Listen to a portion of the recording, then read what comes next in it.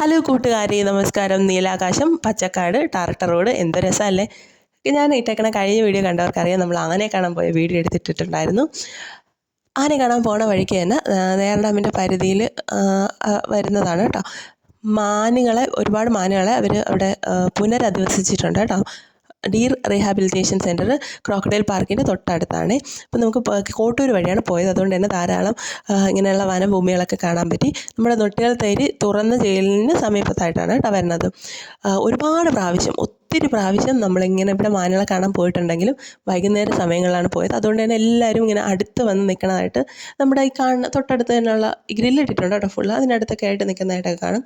ഇത് നട്ടം വേറെ സമയത്ത് ഭയങ്കര സൂര്യൻ തലയിലെ മണ്ടയിൽ ഉദിച്ചിരിക്കുന്ന സമയത്താണ് പോയത്. അതുകൊണ്ട് തന്നെ മാനുകളെല്ലാവരും ഭക്ഷണമൊക്കെ കഴിച്ച് വെള്ളമൊക്കെ കുടിച്ചിട്ട് തണലത്ത് വിശ്രമിക്കുന്നുണ്ടായിരുന്നു. എന്നാലും നമുക്ക് കാണാൻ പറ്റി നിറയെ കുഞ്ഞു കുഞ്ഞു മാനുകളും അമ്മ മാനുകളും ഒക്കെ ഉണ്ടായിരുന്നു കേട്ടോ. ഇവിടെ വനം വകുപ്പിൻ്റെ ഓരോ നിർദ്ദേശങ്ങളും വച്ചിട്ടുണ്ടായിരുന്നേ. ഈ പുറത്തുനിന്നുള്ള ഭക്ഷണം അങ്ങനെയൊന്നും കൊടുക്കാൻ പാടില്ല, അതുപോലെ തന്നെ അവറ്റുകളെ ഉപദ്രവിക്കാൻ പാടില്ല, അങ്ങനെയൊക്കെയുള്ള ഒരുപാട് നിർദ്ദേശങ്ങളുണ്ട്.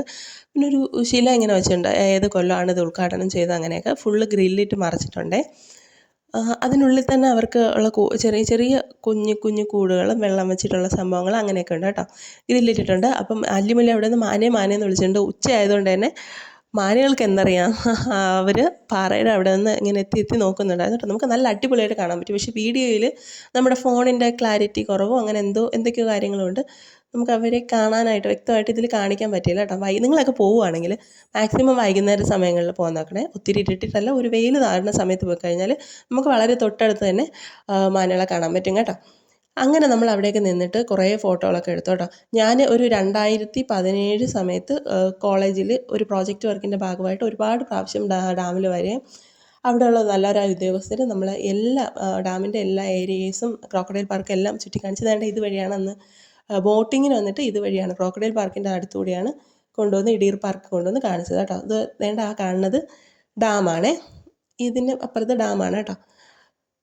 അപ്പോൾ നമ്മൾ അവിടെയൊക്കെ കുറച്ച് സമയമൊക്കെ നിന്നിട്ടുള്ളൂ കേട്ടോ. വെയിലായതുകൊണ്ട് അധികം സമയം നിന്നില്ല. അങ്ങനെ കുറച്ച് സമയമൊക്കെ നിന്ന് വളരെ കുറച്ച് ഫോട്ടോസൊക്കെ എടുത്തിട്ട് നമ്മൾ വേണ്ട അടുത്ത സ്ഥലത്തോട്ട് പോകുന്നേ. അപ്പോൾ ഇതിനടുത്തായിട്ടാണ് ക്രോക്കഡൈൽ പാർക്കും കേട്ടോ.